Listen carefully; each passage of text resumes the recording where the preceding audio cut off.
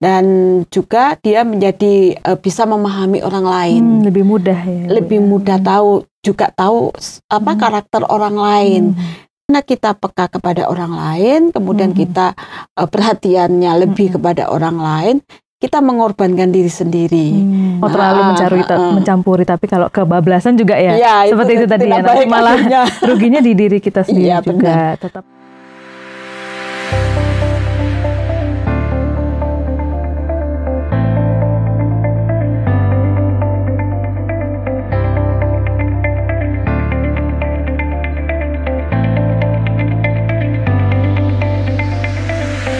Halo Sobat Askara Channel, senang sekali kita bisa bertemu di Bincang Kita, bercakap bersama mencari makna. Dan seperti biasa, saya tidak sendiri kali ini bersama narasumber yang pastinya teman-teman sudah tidak asing lagi ya. Ada Bu Eti Rahmawati. Terima kasih Bu, setiap bulan kita selalu ngobrol bersama ya. Dan pastinya nih topik-topik yang harus relate dengan kehidupan kita sehari-hari. Dan kali ini nih juga sangat berhubungan dengan kita sehari-hari dan sangat relevan mungkin dari anak muda sampai kita yang dewasa juga membutuhkan hal ini. Ini tuh tentang kepekaan Ibu ya, mengasah kepekaan. Tapi sebelumnya kita pasti harus tahu dulu ciri-ciri orang yang peka terhadap sekitar atau terhadap sesuatu itu seperti apa Bu? Iya, memang kalau peka itu sebenarnya semua orang itu punya kepekaan ya. Cuman kadang-kadang kadarnya itu masing-masing berbeda. Ada yang punya kepekaan tinggi, ada yang kepekaannya rendah gitu ya. Tapi ciri khusus yang orang yang kita bisa lihat kalau orang itu punya kepekaan itu orang yang peduli sebenarnya ya. Terlihat sekali orang yang peduli. Itu peduli kepada lingkungan, peduli kepada seseorang, itu biasanya orang yang memiliki kepekaan. Jadi kelihatan gitu ya.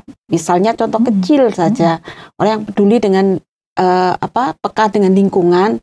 Kalau lihat sampah sedikit dia kok ini ya, kok gak enak gitu, risih gitu ya. Terus diambil, peduli. Jadi dia ini ya, memang yang pertama cirinya memang orang yang peduli. Kemudian yang mungkin yang bisa dilihat dari ciri orang yang punya kepekaan itu orang yang nggak banyak bicara tapi lebih banyak mendengar gitu ya. Dia menjadi pendengar yang baik gitu. Mendengarkan itu lebih menjadi motif kehidupannya porsinya lebih banyak. Iya, jadi maksudnya dia itu menjadi orang yang benar-benar pendengar terbaik lah ya. Bukan pembicara terbaik justru hanya, tapi banyak mendengar. Kemudian memang orang yang punya kepekaan tinggi adalah orang yang pemikir biasanya. Jadi orang yang pikirannya dalam gitu ya. Jadi panjang berpikirnya itu tidak hanya sekedar besok. Kalau anak-anak muda besok ulangan gitu yang masih sekolah, besok ulangan, sekarang dia berpikir untuk besok apa gitu ya. Tetapi orang yang peka itu artinya dia punya pemikiran yang dalam, jauh ke depan gitu.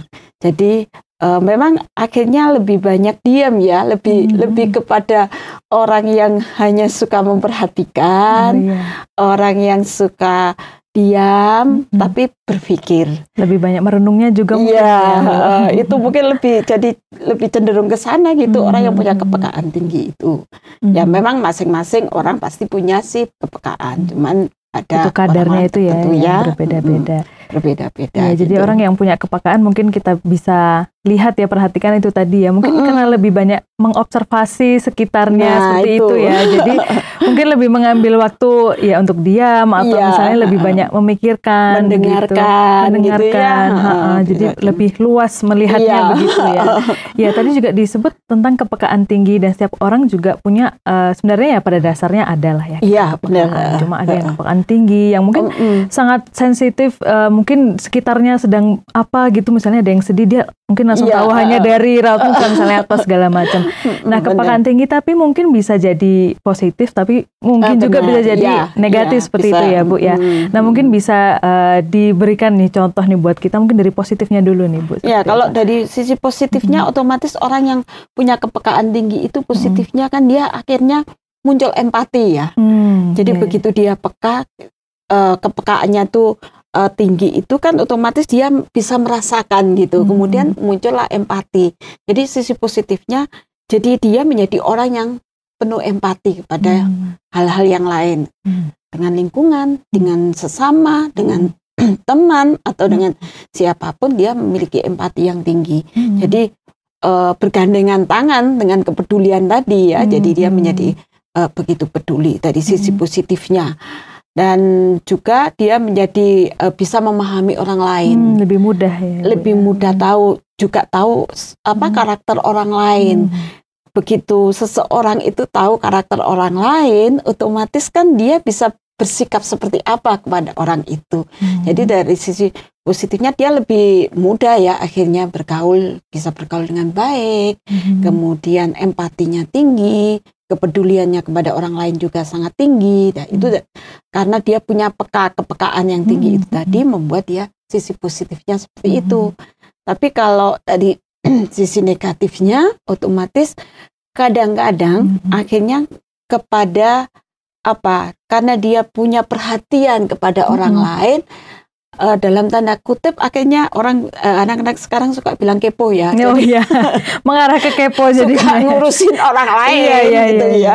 Bukan cuma kepo pengen tahu, tetapi akhirnya negatifnya itu karena dia peka sekali. Wah, kalau ini gini pasti saya langsung maju. Harus buat gitu apa ya seperti itu ya mungkin. Itu akhirnya jadi negatifnya jadi cenderung mengurus orang lain gitu, mengurusi masalah orang lain, mengurusi pribadi orang lain, otomatis cenderung ke sana kalau dari sisi negatifnya ya. Dan juga kadang-kadang kalau untuk diri sendiri secara negatif, kadang-kadang karena kita peka kepada orang lain, kemudian kita perhatiannya lebih kepada orang lain, kita mengorbankan diri sendiri. Jadi itu bisa jadi. Jadi otomatis kita sudah nggak pandang lagi perasaan kita, hati kita, kebahagiaan kita, bahkan malah kita karena kita ingin memang kita peka, kita akhirnya mencurahkan lebih peduli semua terhadap orang lain, malah mungkin kita nggak peduli sama empatinya lebih tinggi gitu kan, akhirnya ya kepada orang lain, akhirnya nggak peduli pada diri sendiri lagi. Kadang harus mengorbankan dirinya sendiri gitu demi orang lain itu menjadi lebih baik gitu ya. Nah itu kan sisi negatifnya untuk diri sendiri. Kalau untuk yang lain jadi kelihatannya memang ya tadi ngurusin mengurus orang lain ya. Jadi akhirnya mau tahu urusan orang lain juga akhirnya. Malah begitu. Jadi kepo ya Bu ya. Mungkin lihat kok sedih-sedih kenapa? Apa bisa dibantu ya? Betul. Padahal kalau misalnya untuk itu harus diseimbangkan ya. Artinya kita juga harus peka terhadap ini kita udah sampai titik mana begitu. Ya, harus seimbang antara positif dan negatifnya itu tadi. Jadi harus pinter-pinter ini, jangan sampai kita sendiri menjadi korban dan kelihatannya kita menjadi ngurus orang lain gitu ya. Antara positifnya juga harus diimbangi dengan negatifnya tadi. Ya, gampang-gampang susah memang Bu ya, memang perlu dilatih, tapi ya itu kuncinya adalah di keseimbangan itu supaya kepekaan itu membuahkan itu tadi empati dan bisa lebih mudah menolong orang lain begitu ya. Itu yang harus kita ditegaskan lah buat kita sendiri. Nah sebaliknya kalau misalnya orang-orang yang itu kadar kepekaannya mungkin ya dari sononya atau bagaimana gitu lebih sedikit, jadi mungkin terkesannya cuek sekali atau mungkin tidak peduli begitu. Nah kalau misalnya kita justru berubah menjadi orang yang sangat tidak peka itu gimana Bu, apa akibatnya atau untuk hubungan dengan kita sekitar? Iya, kalau memang ada ya kadar orang yang punya kepekaannya rendah tadi ya, kemudian justru malah dia tidak mengasah kepekaannya, tetapi justru malah dia sudahlah saya nggak peduli lah, otomatis dia akan merasakan kesulitan. Akibatnya akan merasa ketika dia mengalami kesulitan, dia akan sulit meminta bantuan kepada orang lain. Jadi karena orang lain anggap orang yang cuek itu biasanya kan dia baik-baik saja gitu, nggak ada masalah gitu kan. Karena dia nggak peduli juga dengan orang lain, otomatis sudah nggak ini ya. Jadi respek orang kepada dia juga kecil sekali ya, orang nggak respect lagi lah. Kenapa? Karena ya itu tadi, karena dia terlalu cuek. Orang yang cuek itu biasanya kan benar-benar nggak mau bergaul ya kebanyakannya. Jadi meskipun di tengah-tengah keramaian teman-teman yang banyak, dia merasa kesepian gitu, bisa jadi begitu ya akhirnya orang yang cuek itu. Kemudian akhirnya ketika dia mengalami kesulitan atau ketika dia mengalami persoalan, akan sulit bagi dia untuk orang lain membantu. Karena orang lain nggak bisa masuk gitu ya. Karena mungkin sudah dari awal tutup dulu nih pintunya. Iya, kan orang cuek itu kan begitu. Dia juga nggak mau menganggap, saya nggak mau tahu urusanmu, berarti kamu jangan jangan ikut campur urusan saya. Karena orang cuek kan sering kali begitu. Nah, akibatnya itu ya, kalau menurut saya sih sebenarnya akan merugikan dirinya sendiri. Secara sosial dia tidak bisa bergaul dengan baik dengan orang lain.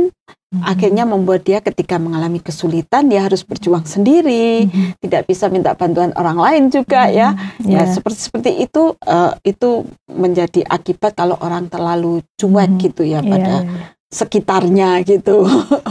Ya tetap harus berusaha ya Bu ya kalau misalnya benar. Karena bagaimanapun kita tinggal di tengah-tengah orang lain, entah itu di teman, hubungan pertemanan atau di lingkungan kerja juga gitu. Keluarga bisa, di lingkungan pekerjaan juga, kemudian di lingkungannya kita ini kan hidupnya harus sosial ya. Iya, mau tidak mau ya. Bertemu dengan banyak orang gitu. Mungkin memang ada sisi positifnya yang tidak mau mencampuri misalnya, yang tidak mau terlalu mencampuri, tapi kalau kebablasan juga ya seperti itu tadi ya, nanti malah ruginya di diri kita sendiri juga. Tetap kembali lagi harus.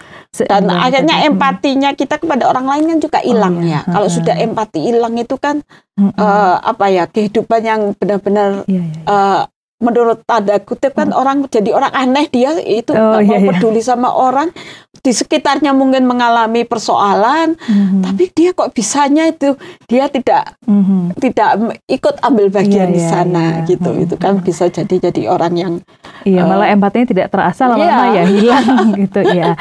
Itu yang harus kita waspadai ya Bu. Benar. Maka dari itu untuk mengasah kepekaan itu sangat penting ya untuk diri sendiri terutama. Nah, tentang kepekaan ini juga kan kita sering dengar istilah tuh, kok kita yang menuntut orang untuk peka, jadi kadang kok kurang peka sih gitu. Atau misalnya di istilah anak muda udah dikasih kode ABC kok dia nggak peka gitu. Sebenarnya benar nggak sih Bu, kita tuh menuntut orang juga itu untuk peka terhadap kita? Iya, memang sebenarnya nggak bisa dituntut ya orang lain untuk peka terhadap kita. Tetapi sebenarnya kepekaan itu kan dibangun dari saling memahami. Sebenarnya kita paham, saya peka dengan Kak Ita karena saya paham gitu ya. Jadi hanya lihat raut wajahnya Kak Ita ya kelihatannya kok sedih, kenapa gitu, itu kan saya peka gitu. Nah itu karena dibangun dari kebersamaan, saling paham, kemudian sering berinteraksi. Otomatis kan itu sebenarnya yang membangun kita peka, lebih peka gitu ya. Dengan lingkungan juga bisa jadi kan seperti itu. Nah tetapi kita tidak bisa menuntut orang lain, memang kamu ini kok harusnya kok gak peka-peka sih. Sebenarnya sudah tahu. Maksudnya ini begini loh. Kok kamu gak enak? Ada kewajiban buat kita, memang harus kalau kita sudah kenal siapa kita yang menginginkan orang ini peka terhadap saya, itu memang harus ada kewajiban kita justru mengungkapkannya gitu ya, lebih detail lah mengungkapkannya gitu. Jangan dibiarkan kemudian biarin aja, dia nggak peka ya biarin aja lah. Nanti kan akhirnya tidak ada interaksi yang baik gitu ya. Apalagi kalau dengan pasangan misalnya ya. Kan harus saling memahami. Ketika kita saling memahami, kita menunjukkan bagaimana kita paham dia, otomatis itu yang membuat orang itu juga, oh ternyata begini toh. Jadi lebih gampang pekanya gitu loh ya. Tetapi memang kita tidak bisa menuntut orang lain untuk peka terhadap kita. Karena itu tadi, kadar kepekaan itu kan masing-masing orang berbeda-beda. Kita mungkin punya kepekaan tinggi, tapi orang lain yang kita harapkan itu peka terhadap kita ternyata tidak memiliki kepekaan tinggi. Dia agak sedikit cuek ya, seperti tadi ya. Jadi agak sedikit cuek, tapi bagaimana kita berusaha. Kalau itu sudah mengenai pasangan memang harus diungkapkan gitu ya. Tapi kalau memang masih jauh dengan teman, kadang-kadang agak sedikit usahalah kita supaya orang ini mengerti loh. saya ini bagaimana gitu ya. Betul, daripada mengharap terus menaruh ekspektasi yang itu ini, akhirnya kita hanya mengharapkan aja, menaruh dia mengharapkan dia itu menolong kita, ternyata dia diem aja gitu. Bisa jadi begitu ya. Ya itu bisa terjadi. Banyak sumber masalah yang datangnya dari situ karena kita mengharapkan. Mungkin memang tetap menjadi tanggung jawab kita ya Bu untuk menyampaikan, mengkomunikasikan apa yang memang kita rasakan atau yang memang kita harapkan. Itu memang menjadi kewajiban itu kita akan lebih ya. baik gitu ya daripada kita mengharapkan saja tapi kok nggak ini ya orangnya gitu kan. Lebih baik kita kalaupun masih merasa agak jauh, biasanya memang kurang bisa langsung bicara menyampaikan gitu, tapi bagaimana caranya supaya dia mengerti gitu dan peka. Ya untuk kita sendiri kita tetap harus menetapkan bahwa kita harus lebih peka, harus lebih peduli. Tapi untuk orang lain ya. Ketika kita mulai benar-benar mempedulikan dia, mungkin juga dia akan mulai melihat gitu ya, jadi peka. Karena ada hubungan saling itu tadi ya Bu ya. Kalau yang satunya peka, mungkin yang lawannya juga ikut juga lama-lama belajar berarti harus lebih peka dan lain-lain. Itu memang sebuah proses panjang ya Bu ya. Dan ini nih yang pertanyaan saya terakhir ini ya Bu ya, tentang bagaimana ini Bu kita bisa membangun habit, membangun kebiasaan untuk mulai lebih peka supaya itu tadi kita bisa mempunyai empati.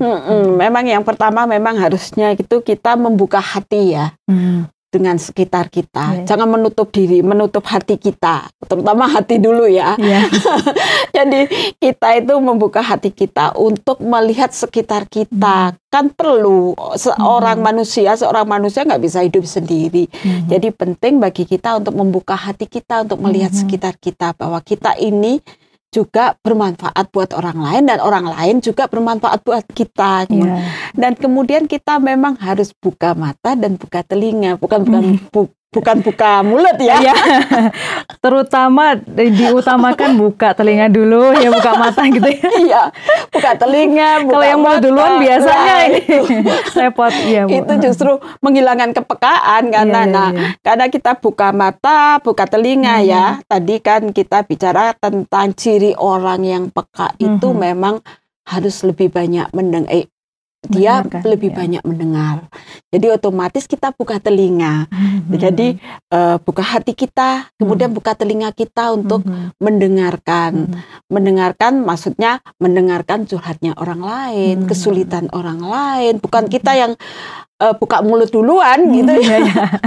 Ada memang orang yang kadang-kadang ada orang curhat cerita, tetapi dia yang lebih banyak ngomong gitu ya. Jadi, lebih banyak menanggapi dulu ini ya. Yang curhat siapa gitu ya, jangan gitu ya. Itu yang membangun kepekaan itu. Jadi buka telinga, buka mata. Kita melihat sekeliling kita, kita memperhatikan.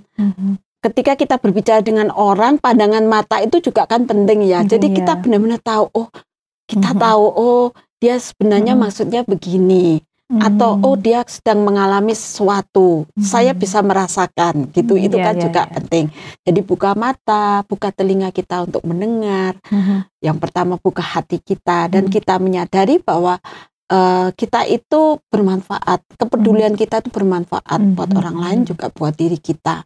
Nah, itu terus-menerus kita asah. Kita juga melatih intuisi kita ya. Penting juga ya kata hati kita, kita mendengar kata hati kita. Nah, itu terus kita latih. Yang penting ya tadi itu, buka mata, buka telinga, buka hati kita. Supaya kita bisa terus-menerus. Kalau kita latih terus, kita buka telinga, bukan buka mulutnya duluan. Jadi karena memang kan penting sekali kita itu buka mata kita, melihat, kemudian mendengar. Ketika kita membuka mata kita melihat dan kita mendengar orang lain, itu kepekaan kita itu terus-menerus akhirnya kita menjadi orang yang punya kepekaan tinggi gitu ya. Dan bisa lebih natural gitu ya, maksudnya. Benar. Kita mungkin awalnya berusaha sekali bagaimana caranya peka, tapi kalau dilatih terus mungkin juga itu sudah menjadi otomatis kita jadi orang yang peka, memiliki kepekaan. Gitu. Ya, baik. Terima kasih banyak ya Bu Eti. Kita belajar banyak bagaimana untuk mengasah kepekaan itu ya. Memang itu tadi ada bagian sulitnya lah. Bagaimana kita menyeimbangkan antara jangan sampai terlalu cuek, tapi jangan juga sampai kepekaan terlalu tinggi jadi kepo nanti. Tapi ya itu untuk sehari-hari kita bisa mulai dari kita sendiri, membuka hati, membuka mata, telinga dan lain-lain. Terima kasih banyak Bu Eti dan Sobat Askara Channel. Demikian perbincangan kita tentang mengasah kepekaan. Semoga bisa menginspirasi dan juga bermanfaat. Terima kasih, Tuhan memberkati.